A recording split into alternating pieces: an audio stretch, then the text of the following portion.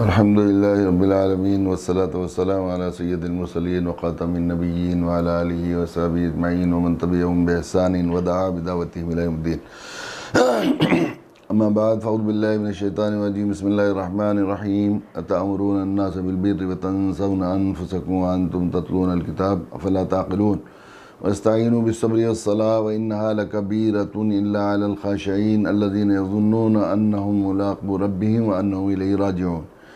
یا بنی اسرائیل اذکروا نعمتی التی انعمت علیکم وانی فضلتکم علی العالمین واتقوا یوما لا تجزی نفس عن نفس شیئا ولا يقبل منها شفاعة ولا يؤخذ منها عدل ولا هم ينصرون وإذ نجيناكم من آل فرعون يسومونكم سوء العذاب يذبحون أبناءكم ويستحيون نساءكم وفي ذلكم بلاء من ربكم عظيم۔ خواتین حضرات اور خیر امت کے خوش قسمت افراد، یہ 3 مختصر آیات جو کل پڑھ لی گئی تھی ہم نے، اور اس کا ترجمہ سن بھی لیا تھا اور سنا بھی دیا تھا،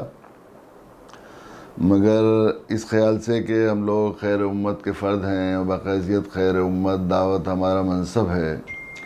اور امر قرآن نے صاف کہا ہے کنتم خیر امت اخرجت للناس تأمرون بالمعروف وتنہون عن المنکر، تم بہترین امت ہو، تم سب سے اچھی امت ہو، اس لیے کہ تمہیں انسانیت کی نفرثانی، کون سی نفرثانی کہ تم لوگوں کو بھلائی کا حکم دیتے ہو، لوگوں کو برائی سے روکتے ہو۔ بھلائی کا حکم دینا، برائی سے روکنا، اور دعوت کو ہمارا منصبی فریضہ قرار دیا ہے، تو ہر مسلمان کی جو ہے پروفیشنل ذمہ داری ہے اور اس کی منصبی ذمہ داری ہے کہ وہ دعوت کا کام کرے، اور دعوت کا کام کرنا ہے اور دعوت دینی ہے، بھلائی کا حکم دینا ہے، برائی سے روکنا ہے، تو ہمیشہ آدمی کو کچھ نہ کچھ کسی کو نصیحت کرنی پڑے گی، برائی سے روکنے کے لیے اور بھلائی سے کرنے کے لیے نصیحت کرنا پڑتی ہے، اور اس کا تجربہ ہوتا ہے۔ تو اس سلسلے میں چونکہ خاصی تفصیلی بات اس روز کہی گئی تھی کل کے سبق میں، تو میرے دل میں یہ بات آئی کہ اس کو پھر دوبارہ دہرا لیا جائے، تاکہ کچھ چیزیں اور کچھ مزید جو ہے دعوتی زندگی کے، اور خصوصاً دوسرے کو بھلائی کا حکم دینا، برائی سے روکنا، اس کے کچھ تجربات جو زندگی میں آئے، مفید تجربات، تو خیال ہوا کہ شرکا کو اس میں شیئر کروں، اس لیے پھر دوبارہ سے ان آیتوں کا دوبارہ مذاکرے کے لیے میں نے دوبارہ پڑھی ہے۔ ترجمہ اس کا کیا ہے؟ کیا تم دوسرے لوگوں کو تم نیکی کا حکم دیتے ہو، خود اپنے بھول جاتے ہو، حالانکہ تم کتاب کی تلاوت بھی کرتے ہو؟ کیا تم اتنی بھی سمجھ نہیں ہے؟ کیا تمہیں اتنی بھی سمجھ نہیں ہے کہ دوسروں کو تو نیکی کا حکم دیتے ہو، خود بھول جاتے ہو؟ اس میں کوئی شک نہیں کہ اسلام دین فطرت ہے، اور انسانی فطرت و مزاج کا لحاظ کرتے ہوئے ساری چیزوں کا خیال کیا گیا ہے۔ اس آدمی کی نصیحت یوں بھی انسانی فطرت کے لیے اچھی نہیں لگتی، کسی بھی انسان کو، شریف انسان کو، سلیم الطبع انسان کو اس آدمی کی نصیحت اچھی نہیں لگتی جو خود اس نصیحت پر عامل نہ ہو۔ اس لیے اس سلسلے میں بڑی سخت وعیدیں بھی ہیں کہ آدمی جو ہے وہ دوسروں کو نصیحت کرے، خود عمل نہ کرے، اس میں کوئی شک نہیں، یہ بات ہے۔ اور یہ آیت تأمرون الناس بالبر 3 جگہ پر قرآن مجید نے میں اس طرح کے حکم ارشاد فرمائے ہے، جس سے یہ بات معلوم ہوتی ہے کہ یہ بات بہت بری ہے کہ آدمی دوسرے کو تو نصیحت کرے، خود عمل نہ کرے۔ ایک آیت شریفہ یہی ہے، بلکہ بعض کہیں حدیث پاک میں بھی یہ بات آتی ہے کہ اللہ کے نبی صلی اللہ علیہ وسلم سے کسی صحابی رسول سے کسی دوسرے شخص نے کہا کہ میں چاہتا ہوں لوگوں کو نصیحت کروں، تو آپ نے فرمایا اگر 3 آیتوں کے جو ہے وعید سے تم مطمئن ہو گئے ہو تو تم خوب جتنا چاہے واز کرو۔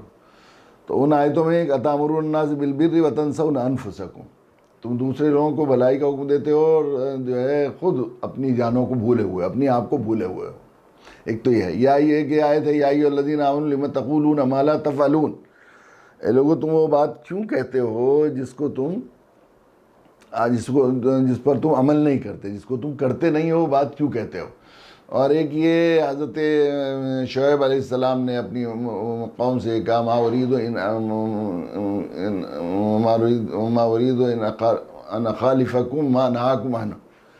کہ میں ایسا نہیں کر رہا ہوں کہ میں جس چیز کے لیے تمہیں منع کر رہا ہوں میں اس کے خلاف، جن چیزوں سے تمہیں روک رہا ہوں میں خود اس پر عمل کروں، اس کے خلاف کروں، یہ نہیں ہو سکتا، میرا ایسا ارادہ نہیں، میں اس کا سوچ بھی نہیں سکتا، میں ایسا خیال۔ نبی کا یہ یعنی عمل ذکر کیا گیا ہے کہ جس چیز کو میں تمہیں روک رہا ہوں میں خود اس پر عمل کروں، ایسا نہیں ہو سکتا، میں بھی ان سے بچتا ہوں۔ تو یہ 3 آیتیں ہیں، اور یہ بھی حدیث میں آتا ہے کہ معراج میں اللہ کے نبی صلی اللہ علیہ وسلم تشریف لے گئے تو آپ نے دیکھا وہاں کچھ لوگ ایسے تھے جن کو جو ہے قینچیوں سے ان کے گال کاٹے جا رہے تھے، پھر ٹھیک ہو جاتے تھے، پھر ہوتا تھا۔ تو حضرت جبرائیل علیہ السلام سے اللہ کے نبی نے پوچھا یہ کون لوگ ہیں؟ کہ یا نبی اللہ یہ واعظ ہیں آپ کے امت کے، جو خود دوسروں کو واعظ تو کرتے ہیں لیکن خود اس پر عمل نہیں کرتے۔ اس میں کوئی شک نہیں کہ یہ بات صحیح ہے کہ جو ہے وہ اس بات کو ناپسند کیا گیا ہے۔ مگر اس بات سے دیکھیے شیطان کہیں یہ بات ذہن میں نہ ڈالے کہ عموماً یہ بھی ہوتا ہے، کہتے بھی ہیں کہ بھئی پہلے اپنے آپ تو خود دعوت سے رکنے کی، اور دعوت سے جو شیطان دعوت کے سلسلے میں جو رکاوٹیں ڈالتا ہے، اس لیے کہ شیطان کو انسان سے مسلسل یوں تو بیر ہے، انما یہ تو انسان کا دشمن ہی ہے، لیکن دعوت سے مشن کا بیر ہے، دعوت سے مشن کا بیر ہے۔ اس لیے کہ ان قرآن کہتا ہے ان شیطان لکم عدو فاتخذوه عدوا انما یدعو حزبہ لیکونوا من اصحاب السعیر، شیطان تمہارا دشمن ہے، اسے دشمنی بنائے رکھو، یہ اور اس کی جماعت کی کوشش یہ ہے کہ تمہیں دوزخی بنا دے، کسی طرح تمہارے دل کی تجوری سے ایمان چھین لے اور تمہیں ہمیشہ کی جہنم رسید بنا دے۔ شیطان کی ساری مہم اور اس کی پوری جماعت کی یہ کوشش ہے۔ دائی کی کوشش یہ ہے کہ کوئی دوزخ میں نہ جائے، تو مشن سے بیر ہوا نا، آپس میں مشن کے بیر ہے۔ اس لیے دعوت سے روکنے کے لیے طرح طرح کے حربے شیطان استعمال کرتا ہے۔ ان میں ایک بڑا حربہ یہ ہے کہ پہلے ہم تو صحیح ہو جائیں، ہم خود ٹھیک نہیں ہیں تو دوسرے کو کیا دعوت دیں گے۔ اصل میں یہ ترتیب بالکل نہیں ہے، قرآن اور مزاج شریعت اور اسلام کا یہ مزاج نہیں ہے کہ آدمی جب تک عمل خود نہ کرے اس وقت تک دعوت نہ دے، یہ بات نہیں ہے۔ خود پہلے مکمل صحیح ہو جائیں، خود صحیح پہلے مکمل مسلمان ہو جائیں، اچھے مسلمان بن جائیں، تب جا کے دعوت دیں گے۔ تو یہ ایک بہت بڑا حربہ ہے شیطان کو دعوت سے روکنے کا۔ اصل بات یہی ہے جو میں نے عرض کیا کہ انسانی فطرت میں اور خوبی یہ رکھی ہے کہ جس بھلائی کو دوسرے کو دعوت دیتا ہے وہ بھلائی اس کے اندر پیدا ہوتی ہے، اور جس برائی سے دوسرے کو روکتا ہے وہ برائی سے بچنے کی توفیق ہوتی ہے۔ تو انسان کی اصلاح کا سب سے بہتر طریقہ یہ ہے کہ جس بھلائی کو اپنے اندر پیدا کرنا چاہتا ہے اس کی بھلائی کی دوسرے کو دعوت دینا شروع کر دے، اور جس برائی سے خود بچنا چاہتا ہے اس برائی کی مذمت اور اس کی وعیدیں اور اس سے روکنا دوسرے لوگوں کو شروع کر دے۔ تو ضرور یقیناً یہ بالکل تجربے کی بات ہے، کسی خیر کو آپ اپنے اندر پیدا کرنے کا سب سے آسان طریقہ یہ ہے کہ آپ دوسرے کو اس نیت سے کہ اس بھلائی کی دوسرے کو دعوت دوں گا میں، تو میرے اندر یہ بھلائی پیدا ہو جائے گی، دعوت دینا شروع کر دیجیے۔ اور جس برائی سے آپ بچنا چاہتے ہیں اس برائی سے بچنے کا سب سے احوط اور اصل طریقہ یہ ہے، آسان اور سب سے محتاط طریقہ یہ ہے کہ آپ دوسرے کو اس برائی سے روکنا شروع کر دیں کہ اگر اس برائی سے دوسرے کو برائی بیان کروں گا، مذمت بیان کروں گا، وعیدیں بیان کروں گا، تو مجھے اس برائی سے بچنے کی توفیق ہو جائے گی۔ تو آپ بہت آسانی سے اس برائی سے، اس گناہ سے، اس غلطی سے بچ جائیں گے، جس سے بہت دنوں کی کوشش کے باوجود بھی آپ بڑے مجاہدے کے بعد بھی اس برائی سے بچ نہیں سکتے۔ اس لیے اللہ تعالیٰ جو انسانی فطرت کے خالق ہیں، جمہور فقہا کے اتفاق ہے کہ اس امت پر سب سے پہلے عائد کیے جانے والا فریضہ دعوت ہے۔ اس لیے کہ دعوت کے واسطہ خود انسان، دعوت کا صرف یہی فائدہ نہیں ہے کہ دوسرے صحیح ہو جائیں، بلکہ دعوت کا یہ فائدہ ہے کہ خود انسان سب سے پہلے صحیح ہے۔ اس سلسلے میں نے ارمغان کے آخری صفحے میں یہ واقعہ بھی لکھا تھا کہ ہمارے ایک دوست جو نکڑ کے رہنے والے بڑے اچھے دائی ہیں، وہ ایک مرتبہ پھلت تشریف لائے، انہوں نے فرمایا کہ آپ اتنے دنوں سے یہ بات فرما رہے ہیں کہ دعوت کے ذریعے سے ہی خود ہماری اصلاح ہوگی، یہی طریقہ ہے اصلاح کا اپنی، پہلے خود اصلاح ہو جائے تب ہم دعوت دیں، یہ صحیح نہیں ہے۔ آج مجھے سمجھ میں آیا، انہوں نے بتایا کہ ابھی مجھے سمجھ میں آیا کہ ہم لوگ ایک جو ہے سادھو سے بہت زمانے سے ہم وقت مانگ رہے تھے، لیکن وقت نہیں مل پا رہا تھا، اتفاق سے انہوں نے پرسوں مجھے کل کا ٹائم دے دیا۔ اب وہ بہت اہم آدمی تھے اور بہت لاکھوں ان کے فالوور تھے، ان تک دعوت دینی تھی مجھے، تو میں نے رات کو 3 بجے کے بجائے 2 بجے کا الارم لگایا نماز پڑھنے کے لیے کہ آج مجھے خاص طور پر اللہ کے سامنے گڑ گڑانا ہے اور اللہ سے اس سادھو کی ہدایت کو منظور کرانا ہے۔ اور پھر وضو بھی اتنے اہتمام کے ساتھ کیا، اتنی سنت کی اتباع اور مسواک بھی بہت غلو کے ساتھ کی جیسے اللہ کے نبی صلی اللہ علیہ وسلم فرمایا کرتے تھے، اور پھر نماز بھی اس عجیب خشوع خضوع کے ساتھ پڑھی کہ آج مجھے اللہ سے اپنی بات منظور کرانی ہے۔ تو اس سے پہلے کبھی آج تک مجھے ایسی نماز میسر نہیں ہوئی، اور پھر میں نے دعا کی تو دعا کی وہ کیفیت کبھی اس سے پہلے حاصل نہیں ہوئی، اتنی الہوزاری کے ساتھ، اور اس قدر جو تمام اصول آداب کا بھی لحاظ کیا میں نے،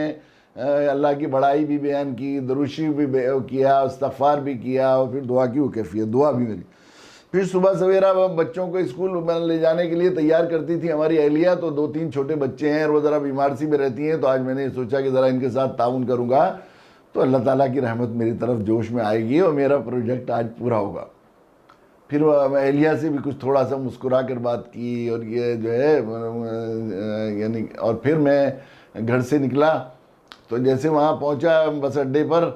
تو بس جیسے ہی آئی بس بھیڑ لگی ہوئی تھی، تو میں ذرا تیزی سے جیسے نکلا تو ایک چودھری صاحب کے میری کونی لگ گئی. تو میں نے بس میں پہلی مرتبہ زندگی میں بس میں کھڑے ہو کر ہاتھ جوڑ کر ان سے معافی مانگی، مجھ سے غلطی ہو گئی، ذرا بس 1 گھنٹے بعد ملنی تھی، یہ بس نکل جاتی. بلکہ ہوا یہ کہ تھوڑی دیر آگے 2-3 سواریوں کے لیے بس والے نے روکا، تو میں نے کنڈکٹر سے کہا 1 منٹ میں چودھری صاحب سے ذرا کہ معافی مانگوں. پھر جا کر میں نے اتر کر چودھری صاحب سے معافی مانگی. اب جب بس میں چلے ہم آگے، جو بس میں جب چلے تو بس سردی کا موسم تھا،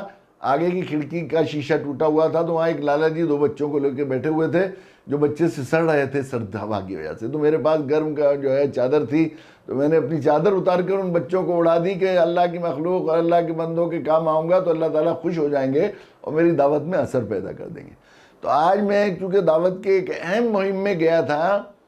میرے پیش تھی، تو میری دعائیں بھی صحیح ہوئی، میری نمازیں بھی سنت کے مطابق ہوئی، میری رکوع اور تسبیح بھی صحیح ہوئی، میری وضو بھی آج ایسی ہوئی جو اس سے پہلے کبھی نہیں ہوئی تھی، اور میری معاشرت بھی گھر کی جو ہے بچوں کے ساتھ سلوک بھی صحیح ہوا، اور میری اخلاق عام طور پر دوسرے لوگوں کے ساتھ بھی صحیح ہوئے. یہ آج سمجھ میں آیا ہمیں کہ دعوت کیسے. تو یہ بات، یہ شیطانی دھوکہ ہے کہ ہم پہلے صحیح ہو جائیں تب دعوت کریں گے. اگر ہم خود اپنے آپ عمل نہیں کر رہے تو ہمیں دعوت نہیں دینی. یہ صحیح نہیں ہوتی. دوسری ایک بات یہ بھی ہے کہ لیکن یقینی ہے، میں نے کل کے سبق میں بھی یہ بات عرض کی تھی کہ جب آدمی ایک وذکر فإن ذکریٰ تنفع المؤمنین، قرآن نے کہا ہے کہ نصیحت کیجئے، نصیحت مومنین کو فائدہ کرتی ہے. نصیحت اس میں یہ بات بھی ہے کہ نصیحت جن مومنین کو کی جاتی ہے ان کو بھی فائدہ دیتی ہے، اور نصیحت جو مومنین کرتے ہیں ان کو بھی فائدہ دیتی ہے. اصل میں اس میں دونوں، ہم لوگ صرف ایک پہلو کی طرف غور کر لیتے ہیں. کبھی کئی دفعہ یہ انسان کا نفس اور شیطان ساتھ میں لگا ہوا ہے. جب دوسرے کو نصیحت کرتا ہے تو آدمی کے ذہن میں یہ بات ہوتی ہے کہ میں یہ بات جانتا ہوں، یہ نہیں جانتا. عموماً یہ ایک طرح کا مزاج بھی بنایا گیا ہے. ہمیں خوب یاد ہے کہ جب جماعت میں ہم لوگ ابتدائی زمانے میں گئے تھے تو امیر صاحب نے جب پہلی مرتبہ کھڑا کیا تو پاؤں کپ کپاتے تھے، ذرا اچھا نہیں لگتا تھا. تو وہ اس طرح کہتے تھے ساتھیوں کو جب آداب سنانے کے لیے کہ تم یہ سوچو سب لوگ جاہل ہیں، بس تم جانتے ہو. اب ظاہر ہے کہ اپنی بڑائی اور دوسرے کو حقیر سمجھ کر کوئی بات کی جائے گی تو اس میں نہ اثر ہوگا، اور وہ ظاہر ہے کہ وہ کیسے فائدہ کر سکتی ہے. تو وہی بات کہ آدمی کے لیے حضرت شاہ عبد القادر جیلانی نور اللہ مرقدہ کا ملفوظ کل میں نے سنایا تھا کہ حضرت فرمایا کرتے تھے کہ آدمی کے لیے وعظ و نصیحت اس وقت تک جائز نہیں ہے جب تک کہ اللہ کی محبت میں فنا ہو کر اس کی کیفیت نہ ہو جائے. جب وہ بولائیں تو بولے، اور جب وہ خاموش رکھیں تو خاموش ہو جائے. جب تک یہ کیفیت نہ ہو تب تک آدمی جو ہے وہ وعظ و نصیحت نہ کرے. تو اب ہمیں حکم دیا گیا ہے، وذکر حکم دیا گیا ہے، تذکیر کیجئے. تو اب ہمارے لیے کیا کیا جائے؟ تو ہمارے لیے لیکن دین ایسا پیارا ہے، ہر موڑ پر اللہ کے نبی صلی اللہ علیہ وسلم نے ارشاد فرمایا واہ واہ مومن کی کیا شان ہے کہ ہر حال میں نفع میں رہتا ہے. اور یہ صرف اہل ایمان ہی کو یہ نعمت حاصل ہے. یقیناً یہ ایمان کتنی بڑی، اس دین دے کر اللہ نے ہمیں حضرین کتنا انعام فرمایا ہے کہ ہر وقت خیر کے دروازے اور خیر کے دہانے کھلے ہوئے ہیں. اب ہم اس لائق نہیں ہیں کہ ہم نصیحت کر سکیں، ہماری وہ کیفیت نہیں ہے اللہ سے تعلق کی، وہ کیفیت میں فنا نہیں ہوئے کہ 100% اللہ کے لیے بولنا آ جائے. تو ہم کیسے نصیحت کریں گے؟ اور نصیحت نہیں کریں گے تو ہماری اصلاح کیسے ہوگی؟ اس لیے کہ دعوت ہی سب سے بہتر طریقہ، ہم جیسے کم ہمت لوگوں کے لیے سب سے آسان طریقہ یہ ہے کہ ہم دعوت دیں، دوسرے کو نصیحت کریں گے تو وہ بات ہمارے اندر پیدا ہوگی. تو اس کے لیے ہم جو ہے وہ یہ نیت کریں کہ ہماری اس کے لیے ہمیں نصیحت کرنے میں یہ بات ذہن میں نہیں ہونی چاہیے کہ جس شخص کو مخاطب، جس سے بات کی جا رہی ہے وہی نصیحت کا محتاج ہے، بلکہ مخاطب سے زیادہ اپنے آپ کو جو ہے ضرورت محتاج سمجھ کر بات کریں. کل میں نے عرض کی تھی یہ بات کہ ہم اپنے دعات سے اور دائیوں سے یہ بات میں بہت ہی بار بار اپنے مذاکرے کے لیے بھی اور اپنے فائدے کے لیے بھی بار بار دہراتا رہتا ہوں کہ اپنی تقریر کو اپنے آپ کو بھی اپنی تقریر سے اور سامعین کو اپنی تقریر کی مضرت سے بچانے کے لیے کہنے والا یہ 80% اپنے کو مخاطب 80% مخاطب اور 20% مخاطب سمجھے. 80% یہ سمجھے کہ میں سننے والا ہوں، اور 20% یہ سمجھے کہ میں بات کرنے والا ہوں، اور 100% نصیحت کو اپنے لیے بھی اور دوسروں کے لیے مفید بنانے کے لیے 100% اپنے آپ کو مخاطب سمجھے کہ میں اپنے لیے بات کر رہا ہوں، اپنے کو محتاج سمجھ کر اپنی ضرورت کے لیے بات کر رہا ہوں. تو اس میں اپنے کو سمجھنے کے لیے کیا ہوگا؟ ایک تو پہلی بات تو یہی نیت کرے کہ میں اگر دوسرے کو بھلائی کی دعوت دوں گا تو وہ بھلائی میرے اندر پیدا ہو جائے گی اور میری اصلاح ہو جائے گی، میرا بیڑا پار، میرا اپنا کام بن جائے گا، اپنا الو سیدھا ہو جائے گا، اپنا مطلب نکل جائے گا. یہ نیت کریں. میں نے عرض کیا تھا کہ حضرت تھانوی نور اللہ مرقدہ جیسا مجدد وقت حکیم الامت یہ بات فرمایا کرتے تھے کہ جب میں اپنے اندر کسی چیز کی کوئی کمی محسوس کرتا ہوں تو 2-4 واعظ اس موضوع کے کہہ لیتا ہوں تو وہ کمی اور وہ خرابی میرے اندر سے ختم ہو جاتی. اب دیکھیے جب حضرت تھانوی نور اللہ مرقدہ اپنے فائدے کے لیے نصیحت فرماتے تھے اور ایسے علمی واعظ اور ایسے مضامین کو پانی کی طرح بیان کر کے ادق مضامین کو لوگوں کو سمجھانے کا اللہ نے ان کو ملکہ دیا تھا، تو جب ان کی نیت ہوتی ہے تو ہم جیسے عامی آدمی کے لیے جس کے پاس علم ہو نہ عمل ہو تو اس کے علاوہ اور کوئی طریقہ نہیں کہ ہم لوگ 100% اپنے فائدے کے لیے اور اپنے مطلب کے لیے بات کریں. دوسری بات یہ ہے کہ آخرت کے لالچ کے سلسلے میں آدمی کو ہر کام دین جب بنے گا جب آخرت کا لالچ دل میں ہو. یہ دین جو اللہ کا انعام ہے اور اس کی جو بہت سی نعمتیں ہمیں عطا فرمائی ہیں، پورا کا پورا دین نعمت ہے. وَأَتْمَمْتُ عَلَيْكُمْ نعمتی، دین کو مکمل کیا تو فرمایا تمام میں نے نعمتوں کا اتمام کر دیا. لیکن اس دین کا سب سے اتنے انعامات اس دین میں ہے. ایک نعمت یہ بھی ہے کہ دین کے صحیح کنسیپٹ کو سمجھانے کے لیے 5 وقت کی نماز فرض ہے، اور ہر نماز کی ہر رکعت میں مالک یوم الدین کی رٹ لگوائی جاتی ہے. جہاں یہ اللہ سے تعلق، اللہ سے قرب، اللہ سے ملاقات اور مناجات کا موقع فراہم کرتی ہے نماز اور یہ سورہ فاتحہ کی تلاوت، وہاں زندگی کے رخ اور اس کی چولوں کو صحیح کرنے کا انتظام بھی کرتی ہے کہ آدمی کی زندگی کا محور کیا ہونا چاہیے. مالک یوم الدین جب بار بار رٹ لگاتا ہے بدلے کا دن ہے، بدلے کا دن ہے، حساب کا دن ہے، تو اس کا مطلب یہ ہے کہ زندگی کی تمام تگ و دو اور اس کی کوششیں اور اس کا رخ اور اس کی فکر اس بات پر منحصر ہونی چاہیے کہ مرنے کے بعد یوم جزا میں میرے لیے نفع کا سامان ہو جائے، وہاں میں نقصان سے بچ جاؤں، وہاں میرا نامہ اعمال نیکیوں میں آ جائے، وہاں میری کوئی نیکی اس لائق ہو جائے کہ میں اپنے اللہ کے حضور پیش کر سکوں، اور وہاں میرے نامہ اعمال سے کچھ سیاہی ختم ہو جائے جس سے مجھے وہاں ذلت اور رسوائی کا اور میرے چہرے کو رسوائی کا سامنا کرنا پڑے. تو اب ہم تو اپنے نفس سے مطمئن ہے نہیں، ہمارا ایسا حال ہے نہیں، زندگی بھر کوشش کی لیکن کوئی نیکی اس لائق نہیں ہوئی کہ اللہ کے حضور دربار میں پیش کر کے اطمینان کیا جا سکے کہ میری مقبول نیکی ہے، اللہ آپ اپنے یہاں قبول کر لیجیے. اس کا اطمینان یہاں کیا بھی نہیں جا سکتا. اللہ کے فضل پر ہے. کون سی ہم سب آج دفعہ سوچتے ہیں یہ نیکی بہت بڑی نیکی ہے، لیکن وہ نیکی ایسی ہوتی ہے کہ ہمارے یہاں اللہ کے یہاں قابل قبول نہیں ہوتی. بعض دفعہ اس میں نمود چھپی ہوئی ریا بھی ہو جاتی ہے جس کا ہمیں اندازہ بھی نہیں ہوتا. بعض دفعہ ایسا ہوتا ہے. مشہور ہے کہ زبیدہ نے نہر زبیدہ کھدوائی تھی. اب آپ اندازہ کیجئے حرمین میں اور حج کے لوگوں حاجیوں کے لیے پانی کی بڑی قلت تھی. نہر زبیدہ نے ہارون رشید کی بیوی نے کتنی مشقت اور محنت کر کے خود نگرانی کر کے اس نہر زبیدہ کا انتظام کیا تھا جس سے ایک بڑے طبقے کو پانی میسر ہے. پیاسے کو پانی پلانا اور پھر حاجیوں کے پانی کا انتظام کرنا کتنا بڑا کار خیر ہے. تاریخ میں لکھا ہے کہ ہر اس کے اشرفی کے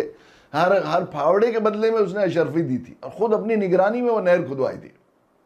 اس کے بارے میں آتا ہے کہ جب اس کا انتقال ہو گیا تو کسی نے خواب میں دیکھا تو اس سے پوچھا کہ کیا ہوا، اللہ نے کیا معاملہ کیا تیرے ساتھ؟ کہا کہ جب نامہ اعمال پیش کیا گیا تو فرشتوں نے سب سے پہلے لکھا ہوا تھا کہ یہ نہر زبیدہ کی تعمیر تو اللہ کی طرف سے ہوا ہے. تو نہر زبیدہ کی تعمیر ہے اس لیے کیا تھا کہ مشہور ہو جائے اور لوگوں کو شہر معلوم ہو کہ کیسا کارنامہ انجام دیا. چنانچہ مشہور ہو گیا اور نہر زبیدہ مشہور ہو گئی. ساری لوگوں کو معلوم ہو گیا یہ عمل ہمارے یہاں قابل قبول نہیں. تو زبیدہ کہتی ہے کہ پھر مجھے خیال ہوا کہ اب یہی عمل میرا قبول نہیں ہوا جس سے بخشش کی مجھے 100% امید تھی، تو اب تو کوئی عمل ایسا نہیں ہے جس سے مجھے بخشش کی امید ہو سکے. یہ خیال کیا انہوں نے. تو اس پر یہ ہوا کہ پھر اللہ تعالیٰ نے فرمایا ہاں ہماری بندی تیرا عمل ایک ہمارے یہاں مقبول ہے کہ تو ایک دفعہ ایک سفر سے آئی تھی اور بہت تھک رہی تھی اور بہت پیاس کی شدت ہو رہی تھی، تو نے خادمہ سے پانی دیا، لونڈی نے تجھے پانی پیش کیا، اچانک اذان کی آواز آنے لگی، اذان، سخت پیاس کی شدت میں تو نے پانی کا کٹورا رکھ دیا، ہاتھ میں لے کر رک گئی کہ پہلے میں اپنے اللہ کا نام سن لوں، اذان سن لوں۔ اذان کا سننا اس کی بڑی فضیلت ہے اذان سننے کی۔ افسوس یہ ہے کہ ہم نیکیوں کی اہمیت آخرت کے سلسلے میں جب حریص ہو جائیں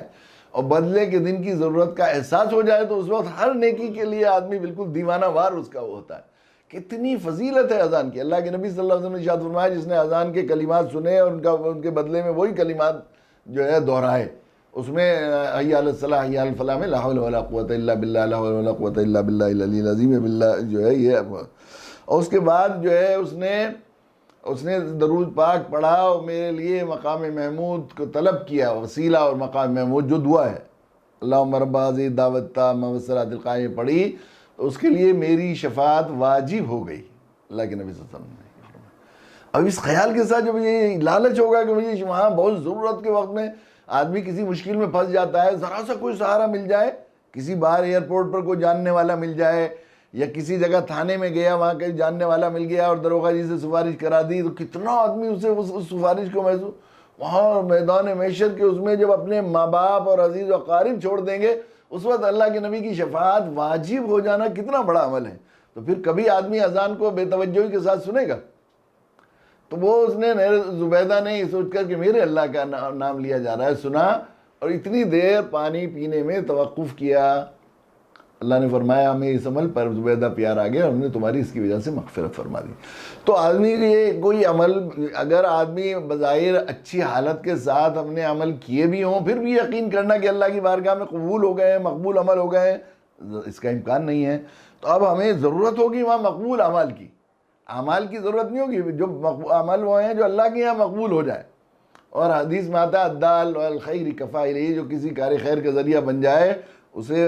کرنے والے کے بقدر مقبول عمل کا ثواب ملتا ہے۔ اب اگر میری کہنے کی وجہ سے، کسی نصیحت کی وجہ سے یہ آدمی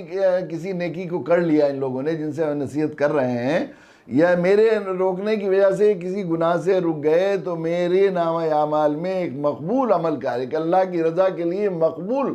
جو ہے منکر سے رکنے کا ثواب لکھا جائے گا۔ تو میرا نامہ اعمال سنہرا ہو جائے گا، مالدار ہو جائے گا، میرا نامہ اعمال اس میں سے ایک میں اللہ کے حضور پیش کرنے کے لیے ایک مقبول عمل لے کر حاضر ہونے کے لائق ہو جاؤں گا۔ اس نیت سے اگر آدمی بات کرے، یعنی اپنے کو محتاج سمجھ کر، ضرورت سمجھ کر، اپنی ضرورت سمجھ کر کرے گا تو کیا ہوگا پھر انشاءاللہ وہ جو تقریر کی مضرت ہے کہ اپنے کو ناسے سمجھ کر، دوسرے کو یہ سمجھ کر کہ یہ ضرورت مند ہے اور یہ جانتا نہیں، میں پڑھا لکھا ہوں، یہ جانتا نہیں ہے، اس کو سکھا رہا ہوں، میں اس کو کر رہا ہوں، وہ ایک رذیلہ بھی پیدا نہیں ہوگا، اپنی بڑائی اور کبر بھی نہیں آئے گی۔ اور دوسری بات یہ ہے کہ اتامرون الناس بالبر وتنسون انفسکم، اس وعید میں بھی داخل نہیں ہوں گے، یا ایھا الذین آمنوا لم تقولون ما لا تفعلون، وہ بات کہتے کیوں ہو جو کرتے نہیں ہو، اس میں بھی داخل نہیں ہوں گے۔ یہ ہوگا اس کا فائدہ۔ اور میں نے کل یہ بات عرض کی تھی کہ یہ میرا زندگی بھر کا تجربہ ہے، جب آدمی اپنے کو محتاج سمجھ کر، یہ سمجھ کر کہ دوسرے کو بھلائی کی دعوت دوں گا میں تو بھلائی میرے اندر پیدا ہو جائے گی، اور دوسرے کو برائی سے روکوں گا تو وہ برائی میرے اندر سے نکل جائے گی، مجھے میری حال کی اصلاح ہو جائے گی، یہ نیت کر کے۔ اور اگر میں اس کو بھلائی کی دعوت دوں گا تو میرے نامہ اعمال میں مقبول عمل کا ثواب ہو سکتا ہے لکھا جائے۔ اس لالچ میں جب آدمی بات کرتا ہے تو کبھی ایسا نہیں ہو سکتا۔ بالکل یہ تجربہ میرے پوری زندگی کا تجربہ، کبھی ایک دفعہ بھی ایسا نہیں ہوا کہ بات کہنے سے خود مجھے فائدہ نہ ہوا ہو۔ ایک فائدہ تو یہ خود کہنے والے کو بہت فائدہ ہوتا ہے، عملی اعتبار سے اور علمی اعتبار سے۔ اللہ تعالیٰ ایسے مضامین ذہن میں ڈالتے ہیں اس نیت کی برکت سے جو خود میرے لیے بالکل نئے، ایسا لگتا ہے جیسے اندر سے کوئی رب کریم اپنے بندے کی احتیاج اور ضرورت محسوس کرتے ہوئے اللہ تعالیٰ خود اندر سے ایک کھڑکی کھول کر پڑھانا شروع کر دیا ہے۔ بعض مضامین ایسے مفید اور ضرورت کے ذہن میں ڈالتے ہیں۔ دوسرے ایسا کبھی نہیں ہوا کہ پورے سامعین میں سے کسی نہ کسی کو عملی فائدہ نہ ہوا ہو، پھر اس کا یہ فائدہ بھی ہوا۔ علمی فائدہ بھی ہوتا ہے، عملی فائدہ بھی، طرفین کو اس کا علمی فائدہ ہوتا ہے. تو یہ گزر چکے زندگی کا ایک تجربہ تھا اور ایک خوبصورت زندگی کا تجربہ تھا، تو مجھے خیال ہوا کہ میں اسے دوبارہ سے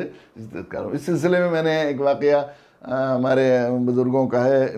جب کسی اچھی بات کی آدمی، اصل میں ظاہر ہے کہ ہمارا علم بھی کمزور ہے، ہمارا عمل بھی کمزور ہے، اور ہماری کوئی بات جو ہم نے تجزیہ لگا لیا ہے خود اپنے لحاظ سے، دین تو باقاعدہ منقول ہے اور منصوص ہے اللہ کی طرف سے، تو ہمیں اپنی باتوں پر اور اپنی خود بے صفے کی باتوں پر اعتماد نہیں ہونا چاہیے، بلکہ معتبر علماء اور ہمارے مشائخ، ہمارے بڑے اہل حق علماء کسی بات کی تائید کر دیں تو ذرا اطمینان ہو جاتا ہے کہ یہ بات زیادہ یعنی دین کے اعتبار سے صحیح ہے اور اس کو چلایا جا سکتا ہے. اسی لحاظ سے ہمارے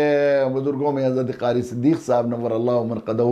کیسے مخلص ترین لوگوں میں تھے. حضرت مولانا یونس صاحب پالن پوری رحمۃ اللہ علیہ فرمایا کرتے تھے کئی مرتبہ کہ دو لوگ، جب میں نے دیکھا مولانا یونس صاحب جون پوری، معاف کیجئے، مولانا یونس صاحب جون پوری شیخ الحدیث مظاہر العلوم دیوبند، عارف بزرگوں کے سرخیل تھے ہمارے. وہ ایک دن تو عجیب بات فرمائی، انہوں نے فرمایا کہ جب میں نے ملک میں کسی آدمی کو دیکھا کہ وہ جو ہے بے لوث لوجہ اللہ کوئی دینی خدمت میں لگا ہوا ہے، تو مجھے اس کا تعلق کسی نہ کسی درجے میں حضرت مولانا علیمیہ یا حضرت قاری صدیق صاحب سے ضرور ملا. یہ بات فرمائی. ایک دفعہ فرمایا فلت کے لیے، فلت حضرت قاری صدیق صاحب نے حضرت مولانا تشریف لا رہے تھے، تو میں نے انہیں دعوت دی، تو حضرت نے فرمایا کہ ہم حضرت مولانا تشریف لائیں گے کہ لائیں گے، کہ آئیں گے تو میں ضرور آؤں گا، چاہے آپ بلاتے نہ بلاتے. یہ دو شخص بزرگ میرے ایسے ہیں، حضرت قاری صدیق صاحب نور اللہ مرقدہ، حضرت مولانا علیمیہ، کہ ان کے قدموں سے میرا دل چپکا رہتا ہے، جہاں ان کے قدم جائیں ساتھ ساتھ جی چاہتا ہے کہ دل ان کے ساتھ رہے. یہ حضرت قاری صدیق صاحب نور اللہ مرقدہ کے سلسلے میں یہ حضرت مولانا مفتی محمود صاحب کے خاص الخاص شاگرد تھے، اور کسی کی دعا کا اثر دیکھ آئے جو یہ نعت ہے، حضرت مفتی محمود صاحب ہی کی دعا تھی، جس کی وجہ سے حضرت بار بار پھر حرمین شریفین جاتے تھے. بالکل جن کے تواضع، جن کے در کی لونڈی، یقیناً یہ لوگ تھے جنہوں نے اپنے آپ کو مٹا رکھا تھا. ہم نے دیکھا ہے وہاں طارق حسن عسکری ہمارے ایک بہت ہی محبوب اور پیارے دوست تھے مدینہ منورہ میں، ان کا چھوٹا سا گھر ہوا کرتا تھا ایک، لیکن وہ حرم کے قریب رہا کرتے تھے، بالکل وہ گھر ہوا تھا، اسی میں وہ حضرت قاری صدیق صاحب نور اللہ مرقدہ ٹھہر جاتے تھے، اور نیچے ہی چادر وادریں پڑی رہتی تھی، کچھ گدے بھی ڈال دیتے تھے وہ. تو ہم لوگ وہ قاری صدیق صاحب میں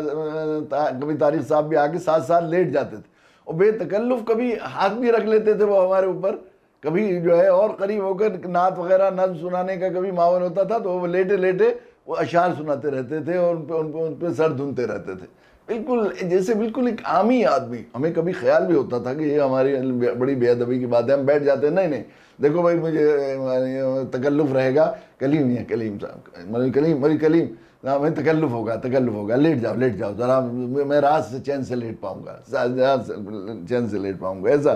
شفقت و عنایت کا معاملہ تھا ان کا عجیب. تو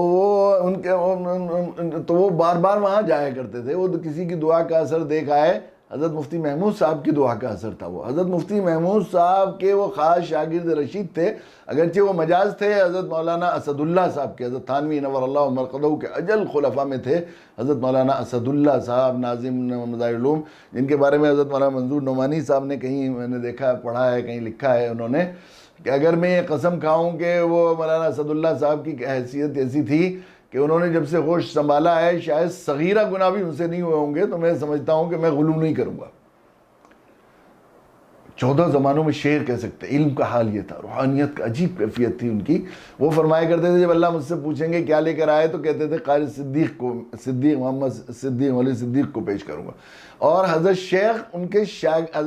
کے شاگرد تھے حضرت مفتی محمود صاحب، خاص الخاص شاگرد. حضرت مفتی محمود صاحب کے شاگرد رشید تھے حضرت قاری صدیق صاحب. لیکن حضرت شیخ الحدیث صاحب رحمۃ اللہ علیہ فرمایا کرتے تھے کہ حضرت قاری صدیق صاحب کو مولانا صدیق کہتے تھے. مولوی صدیق جو ہے صحابہ کے بچھڑے ہوئے کارواں کا ایک مسافر ہے، جسے ہمارے زمانے کے لیے چھوڑ دیا گیا ہے تاکہ لوگوں کو یقین آ جائے کہ صحابہ ایسے تھے. یعنی وہ اس زمانے میں صحابہ کا نمونہ تھے، ان کے استاد یہ کہتے تھے. ان کا واقعہ ہے اصل میں. ہمارے دوست ہیں حضرت مولانا حمزہ حسنی صاحب جو ناظر عمومی ہیں دارالعلوم ندوۃ العلماء کے، انہوں نے حج ہمارے ساتھ کیا، اور حج کے بعد ایک حج کے سفر کی معیت اور رفیق حج کے ساتھ ایک بے تکلفی ہو جاتی ہے. تو وہیں انہوں نے حکم فرمایا کہ ہمارے کچھ مدرسے ہیں، نوآما میں ایک مدرسہ ہے، وہاں پر جلسہ ہوگا تو آپ ایسے وقت میں آئیے کہ وہاں جلسے میں بھی شریک ہو جائیں۔ میں نے وعدہ کر لیا، تو پھر ان سے میں نے کسی طرح ٹیلی فون پر کسی طرح رابطہ کر کے تاریخ معلوم کی، میں گیا وہاں تکیے سے ہم لوگوں کو وہاں جانا تھا مولانا حمزہ صاحب کے ساتھ۔ وہاں پہنچے تو چونکہ حضرت قاری صدیق صاحب نور اللہ مرقدہ بھی وہاں تشریف لانے والے تھے، حضرت کی محبوبیت مقبولیت ایسی تھی کہ ان کا نام سن کر مجمع جمع خفی جمع ہو جاتا تھا، اور ادھر ندوے سے بھی بڑے اکابر علماء تشریف لانے والے تھے۔ تو حضرت مولانا نور اللہ مرقدہ سے اجازت لے کر ہم تکیے سے وہاں پہنچے نوآما، تو حضرت نے فرمایا رات ہی کو واپس آ جانا، مجھ سے یہ بات فرمائی۔ میں نے کہا اچھا حضرت ٹھیک ہے۔ ہم لوگ حضرت سے اجازت لے کر پہنچے، لیکن وہاں سامعین بہت آ گئے، علماء آئے نہیں تھے، راستے میں جام میں ندوے کی گاڑی پھنسی ہوئی تھی، اور حضرت مولانا قاری صدیق صاحب کو بھی کسی اور جلسے سے فارغ ہو کر تشریف لانا تھا۔ اب لوگ پریشان تھے، مولانا حمزہ صاحب بہت پریشان ہوئے، تو میں نے کہا کہ مولانا آپ پریشان مت ہوئیے، اسٹپنی موجود ہے، مجھے بٹھا دیجئے، مجھے جتنے سبق ہیں میں جوڑ جوڑ کے سناتے رہوں گا جس وقت تک نہیں آئیں گے۔ تو خیر انہوں نے بٹھا دیا مجھے، اور بٹھا کر میں نے بات کرنا شروع کی، بہت دیر تک میں سناتا رہا، وہ کرتا رہا، پھر اس کے بعد سامنے سے کوئی آیا نہیں، مطلب تقریباً 1-1.25 گھنٹے مجھے جو ہے وہ بات کرنی پڑی، 1.25 گھنٹہ، جو بھی سبق مجھے یاد تھے جوڑ جوڑ کر میں سناتا رہا۔ سامنے سے خیر مولانا حضرت مولانا سعید الرحمن صاحب اور مولانا عارف صاحب شاید ندوے کے اکابرین کی گاڑی آ گئی، تو پھر میں نے کہا دیکھیے آب آیت تیمم برخاست، میں تو اسی وقت تک یہاں موجود تھا جب تک یہ اکابرین تشریف نہیں لائے تھے، تو حضرت مولانا حمزہ صاحب کی تعمیل میں بیٹھا ہوں، اب یہ حضرات آ گئے تو جیسے ہی میں کرسی سے پیچھے اترا تو میں نے دیکھا کہ حضرت قاری صدیق صاحب نور اللہ مرقدہ میری کرسی کے بالکل پیچھے بیٹھے ہوئے ہیں، چھپے ہوئے، تاکہ عوام دیکھے بھی نہیں۔ وہ تشریف لے آئے، اب معلوم ہوا کہ وہ جو ہے پیچھے کو چونکہ عوام کو پتہ لگ جاتا حضرت تشریف لائے تو پورے جلسے میں انتشار ہو جاتا اور بیان چل رہا تھا، تو حضرت نہیں یہ پسند فرماتے تھے کہ کسی دینی بیان میں اور دین کے اس میں کسی شخصیت کی وجہ سے ہو۔ حضرت سمجھاتے تھے کہ ہمیں دین کا احترام ملحوظ رکھنا چاہیے، شخصیات کے مقابلے میں اللہ اس کے رسول کی بات کی زیادہ اہمیت ہونی چاہیے۔ چنانچہ گھوم کر تشریف لائے اور پیچھے سے اسٹیج کے پیچھے سے پردہ اٹھا کر چپکے سے جا کر کرسی کے پیچھے بیٹھ گئے، تاکہ لوگوں کو معلوم بھی نہ ہو کہ میں بیٹھا ہوا ہوں۔ تو خیر میں فارغ ہوا جیسے ہی، تو انہوں نے مولانا حمزہ صاحب سے کہا کہ مجھے بھی جانا ہے، اصل میں باندہ راتی میں، تو مجھے رائے بریلی بھی جانا ہے، ان کی صاحبزادی رہتی تھی، تو مجھے یہ ابھی فارغ کر دیجئے۔ تو حضرت کو کا اعلان کر دیا کہ حضرت تشریف لائے ہوئے ہیں اور بیٹھے ہیں، ہم لوگ بڑی خوش قسمت ہیں۔ حضرت کا بیان ہوا، حضرت نے فرمایا کہ دین تقریر شروع کی، اور حضرت نے فرمایا کہ دین کی کوئی مجلس ایسی نہیں ہے جو ہے وہ نفع سے خالی ہو۔ مولانا کلیم صاحب نے جو بات کہی ہیں وہ ایسی سنہرے الفاظوں سے لکھنے کے لائق ہیں، اور ایسی ہیں کہ اب کسی دوسری تقریر کی سچی بات ہے یہاں ضرورت نہیں۔ اگر یہ ممکن ہو سکتا ہے، لیکن یہاں چونکہ روایات کے ہم لوگ عادی ہیں، اگر یہ ممکن ہو سکتا ہے کہ اسی بات پر جلسہ ختم ہو جاتا اور ہم لوگ اپنے ذہنوں میں یہ بات لے کر چلے جاتے اور اس پر غور کرتے اور عمل کرتے، تو میں سمجھتا کہ جلسہ وصول ہو گیا ہے۔ تو اب میں کوئی نئی بات کہنے کے بجائے میرے دل میں یہ بات آئی کہ ہم اسی بات کو دہرا دیں تاکہ وہ ذرا اور یاد ہو جائے۔ تو پھر دیکھو خطبہ معصورہ یہاں سے شروع کیا تھا اور یہ آیت مولانا نے پڑھی تھی، تو میں بالکل سر سے لے کر پاؤں تک مجھے شرمندگی کی وجہ سے عجیب کیفیت ہو گئی کہ حضرت شروع میں تشریف لے آ گئے تھے۔ کتنا مجاہدہ ہے کسی مقرر کا کسی دوسرے چھوٹے کی تقریر سننا، اور ایسے کی ان پڑھ جو آدمی جو بے باتیں، زبان بھی ہماری قابو میں نہیں ہے، بولنے کا سلیقہ بھی نہیں ہے، میں خود جانتا ہوں کہ میں بات مافی ضمیر کو ادا کرنے کا سلیقہ بھی مجھے نہیں ہے۔ میں جب اپنی بات سنتا ہوں تو مجھے بڑی شرمندگی ہوتی ہے کہ عوام کیا سوچ رہے ہوں گے، جو بات میں کہنا چاہتا تھا وہ اپنی زبان سے بیان بھی نہیں کر سکا میں، یہ صورت تھی۔ اتنی دیر تک میں بالکل سنتا رہا اور میں بالکل شرم کے مارے پانی ہوتا رہا۔ خیر وہ ہم لوگ حضرت نے تقریر فرمائی، خلاصے کے طور پر میری پوری جو بات تھی اسے دہرا دی، اس کی تلخیص خلاصہ بیان کیا، اور بس دیکھو ہم عہد کریں، وعدہ کریں کہ ہم لوگ ان باتوں کا خیال کریں گے اور ان پر عمل کریں گے۔ پھر وہ وہیں سے پیچھے کی طرف سے گھوم کر گاڑی کی طرف جا رہے تھے، مولانا حمزہ صاحب نے بہت اصرار کیا کہ کھانا کھا لیجیے۔ مدرسے کے دفتر میں ہم لوگ کھانا کھانے کے لیے جانے لگے، تو اس مرد قلندر اور صدیق دونہ کی سوچ اپروچ ہمیں سیکھنے کی ضرورت ہے کہ ہم لوگ عام طور پر کبھی ہمارا حال یہ ہوتا ہے کہ ہم لوگ سامعین میں بیٹھے ہوئے ہوتے ہیں، سامعین میں بیٹھے ہوئے ہوتے ہیں، تو جو کوئی بات کی جاتی ہے نصیحت کی تو ہمارے ذہن میں یہ ہوتا ہے حاجی جی کو کہہ دیں گے، حاجی جی سن لو کیا کہہ رہے ہیں مولانا، دوسروں کی طرف اشارہ کرتے ہیں، سن لیا تم نے، سن لیا۔ یہ نہیں ہوتا پاجی سے بھی کہہ دیں گے، خود اپنی خیال نہیں ہوتا ہمیں کہ ہم اس سے نصیحت حاصل کرنی ہے، اور میں جو ہے وہ اس لیے میں کبھی کبھی یہ بھی ہوتا ہے کہ ساتھیوں سے کبھی کو اس کی طرف متوجہ کرنے کے لیے کہ آدمی اپنے کو مخاطب سمجھ کر بات سنے، اور کرنے والا بھی اپنے کو مخاطب سمجھ کر بات کہے کہ میں سننے والا ہوں. تو میں کبھی یہ بھی عرض کیا کرتا ہوں کہ مجھے بھیڑ سے بہت وحشت ہے، 2 کے بعد 3 آدمی ہونے لگتے ہیں تو مجھے گھبراہٹ ہونے لگتی ہے. اب اتنا مجمع ہے، مجھے بات کرنا مشکل ہے. آپ میرے ساتھ احسان فرمائیں اور ہم میں سے ہر ایک یہ نیت کر لے کہ جو بات کہی جا رہی مجھ اکیلے سے کہی جا رہی ہے اور مجھے اس پر عمل کرنی ہے. تو میں سمجھوں گا سب یہ اکیلے اکیلے بیٹھے ہیں تو مجھے بات کرنے میں تکلف نہیں ہوگا. اس میں مقصد صرف یہ ہوتا ہے کہ ہر ایک سننے والا یہ سمجھ لے کہ میں ہی سننے والا ہوں. جب یہ سنے گا تو سننے والے کو بھی فائدہ ہوتا ہے کہ مجھے سننا ہے، میں محتاج ہوں، میں کوئی اچھی بات مل جائے گی تو میں عمل کروں گا اس نیت سے. عموماً یہ ہوتا ہے. تو اس کی وجہ یہ جب یہ ہوتا نہیں، جب یہ اپنے آپ کو سننے والا نہیں سمجھتا، تو اب صورتحال یہ ہوتی ہے کہ ذرا مجمع بڑا ہوتا ہے تو مقرر خوب شوق سے تقریر کرتا ہے، اور مجمع ذرا کم ہوتا ہے تو مقرر بس کام چلاؤ بات کر کے اور مختصر بات کر کے چلا جاتا ہے. اور افسوس، چلو مقرر کو تو ایک سائیکلوجی ہو سکتی ہے، زیادہ مجمع ہے تو ذرا آدمی خوب کہ زیادہ لوگوں تک بات پہنچ جائے گی، یہ بات ہو سکتی ہے. لیکن سامعین میں بھی وہ غور سے اور توجہ سے اس جلسے میں سنتے نہیں جس میں مجمع زیادہ نہیں ہوتا ہے. یہ عجیب ہے، یہ ایک رذیلہ ہے. اس کی بنیادی وجہ یہ ہے کہ ہم اپنے آپ کو مخاطب نہیں سمجھتے، اپنے آپ کو مخاطب اور اپنے کو مخاطب نہیں سمجھتے کہ بات جو کی جا رہی ہے مجھ سے کہی جا رہی ہے، مجھے اکیلے کو سننی ہے. وہ دیکھیے صدیق دورہ کی بات، حضرت مولانا قاری صدیق صاحب رحمہ اللہ مرقدہ فرمانے لگے مولوی کلیم بڑی محبت سے چلتے چلتے ہاتھ پکڑ لیا میرا اور پوچھا مولوی کلیم تم نے ساری میری باتیں تمہیں کیسے کس نے بتا دی، میرے حال کی ساری باتیں اور میری ضرورت کی چیزیں تم نے ساری تقریر مجھ پر کر دی اکیلے پر. میں بیٹھا ہوا سوچ رہا تھا کہ مجھ پر کر دی ساری تقریر. اس کے برخلاف یہ ہوتا ہے کبھی کبھی ایک مجمع میں بیٹھا ہوا بات کر رہا تھا، چونکہ میں بزرگوں کی جوتوں کے صدقے میں خصوصاً میرے حضرت والا کے قدموں کا صدقہ ہے، ان کی جوتیوں کا صدقہ ہے کہ میں کوشش کرتا ہوں اس کی کہ بات کی جائے تو اس نیت سے کی جائے کہ میں اپنی ضرورت کے لیے اور اپنے فائدے کے لیے کر رہا ہوں. تو میں حضرت والا میں کے صدقے میں بات ایک مجمع میں تھا میں، تو ایک میرے بہت تعلق کے آدمی اور بڑے دعوتی ذمہ دار بھی ہیں اور بڑے بہت ایسے خاندان سے بھی تعلق ہے جو بہت ذی علم اور صاحب دل لوگوں کا خاندان ہے. وہاں میں بات کی، میں نے پڑھے لکھے لوگوں کا تھا، ایک یونیورسٹی کے لوگ تھے، اکثر لوگ عملہ تھا، ان سے بات کر رہا تھا. تو وہ بعد میں مجھ سے بات شکایت کرنے لگے وہ، اور وہ یہ بات کہنے لگے کہ صاحب آپ نے پورے مجمع کو نظر انداز کر کے صرف میرے لیے بات کر لیا آپ نے، مجھ سے تو آپ تنہائی میں ہی بات کر لیتے ہیں. یعنی انہوں نے ناگواری کے ساتھ مجھ سے اس تقریر پر یہ تأثر بیان کیا. میں نے کہا مجھے تو یہ خیال بھی نہیں ہے کہ آپ سے اس سلسلے میں کچھ بات ہوئی تھی 4 روز پہلے، میرے ذہن میں ہی نہیں تھا. تو میرا مزاج یہ ہے کہ میں ہر ایک بات کرتا ہوں تو 100% اپنی ضرورت کے لیے، کہ مجھے اپنی ضرورت کے لیے بات کرنی ہے، اپنے اندر جو خرابی ہے اسے صحیح کرنی ہے. تو اللہ کا شکر ہے مجمع میں بیٹھے ہوئے ہر آدمی کو یہ احساس ہوتا ہے کہ یہ بات صرف مجھے اکیلے کے لیے کی جا رہی. تو میں نے کہا حضرت آپ کو کہاں ضرورت ہوئی دین کی نصیحت کی، اور آپ کے اندر کیا ایسی چیزیں ہیں جن کی نصیحت کی جائے. آپ کے جوتوں کے صدقے میں حضرت مجھے ایک عادت ہے کہ میں جب جہاں کہیں بھی کچھ سبق سناتا ہوں تو اس لیے سے سناتا ہوں کہ میرے اندر جو خرابیاں ہیں وہ میں اس کا بیان کروں گا تو میرے اندر وہ خرابی اپنے آپ کو 100% مخاطب سمجھ کر، اپنی احتیاج کو محتاج سمجھ کر بات کرتا ہوں تو اللہ کا شکر ہے وہ دوسروں کے لیے بھی مفید ہو جاتی ہیں.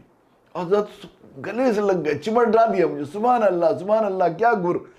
گر کی بات بتائی، کیا گر کی بات بتائی. پھر اس کے بعد کھانا کھایا ہم نے، کھانا کھا کے راستے میں حضرت بار بار اسے دہراتے رہے. کئی مرتبہ علماء آگرہ میں جو ہے وہ ایک مرتبہ حاضری ہوئی، علماء خاصے علماء موجود تھے. حضرت جہاں پہنچتے تھے تو خواص امت ہی جمع ہو جاتے تھے. افضل العلوم کا جلسہ تھا، شاید سنگ بنیاد کا جلسہ تھا مسجد کی، جو مسجد ہے اس میں. تو حضرت نے جو ہے وہاں تاج گنج آگرہ کے قریب میں بڑا ادارہ ہے، ہمارے بہت کرم فرما دوست مولانا کلیم الدین صاحب آج کل اس کی ذمہ داری سنبھالے ہوئے ہیں، اور وہاں کے لوگ بہت ہی اہم ادارہ ہے آگرہ کا. تو وہیں پر ہم لوگ تھے. تو وہاں جو ہے وہاں حضرت قاری صدیق صاحب نمّر اللہ مرقدہ تشریف لائے تو کہا بھائی بہت سے علماء موجود ہیں اور آپ کو واعظ و نصیحت کرنے کا موقع ملتا رہتا ہے. مولوی کلیم نے نوواما میں گر کی بات بتائی تھی. تو میں سوچتا ہوں کہ ہم پھر دوبارہ یہاں پر دہرا دوں میں، تاکہ مجھے بہت فائدہ ہوا، شاید آپ کو بھی فائدہ ہو. اس کو کیا حضرت نے، یعنی حضرت کو یہ بات اتنی پسند آئی کہ حضرت نے علماء کی موجودگی میں دوبارہ اس کو دہرایا. تو میرا کہنے کا یہ، اگر ہم لوگ اس نیت کے ساتھ بات کریں گے ہمیشہ نصیحت اور دعوت اس نیت سے کریں گے کہ میں دعوت دوں گا تو میرے نام اعمال میں مقبول عمل کا ثواب ہو جائے گا، میں دوسرے کو بھلائی کی دعوت دوں گا تو وہ بھلائی میرے اندر پیدا ہو جائے گی، اس برائی سے بچنے کی میری توفیق ہو جائے گی، میرے حال کی اصلاح ہو جائے گی اس کی برکت سے۔ تو ایک تو یہ کہ طرفین کو، سامعین کو بھی اور کہنے والے کو بھی، وائز کو بھی، مقرر کو بھی، سنانے والے کو بھی، پڑھانے والے کو بھی، پڑھنے والوں کے لیے بھی انشاءاللہ دونوں کے لیے مفید، علمی لحاظ سے بھی اللہ تعالیٰ ایسے مضامین ذہن میں ڈالیں گے اور ایسی مفید باتیں جو مجمع کے لحاظ سے آخری درجے میں مفید ترین باتیں ہوں، اور یہ بات دیکھی ہے، اور پھر انشاءاللہ اس میں طرفین کو عمل کی توفیق بھی ہوگی۔ اس میں بس یہ اس لیے اس آیت سے مراد، ان آیات سے مراد لینا کہ جو شخص کی اصلاح نہیں ہوئی ہے وہ دعوت کا کام نہیں کر سکتا، یا جو خود اس میں محتاج اصلاح کا ہے تو دوسری اصلاح کے لیے کیا بات کرے، یہ بات بالکل صحیح نہیں ہے، شیطانی دھوکہ ہے۔ تأمرون الناس بالبر وتنسون وانتم تتلون الکتاب، تم کتاب پڑھتے ہو ولا تعقلون۔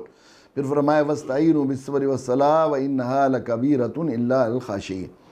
یہ عام انسانوں کے لیے بھی حکم ہے، وَاسْتَعِینُوا بِالصَّبْرِ وَالصَّلَاةِ، اہل کتاب کو بھی فرمایا گیا ہے کہ تم صبر سے اور صلاۃ سے مدد حاصل کرو، لیکن داعی کے لیے خاص طور پر یہ،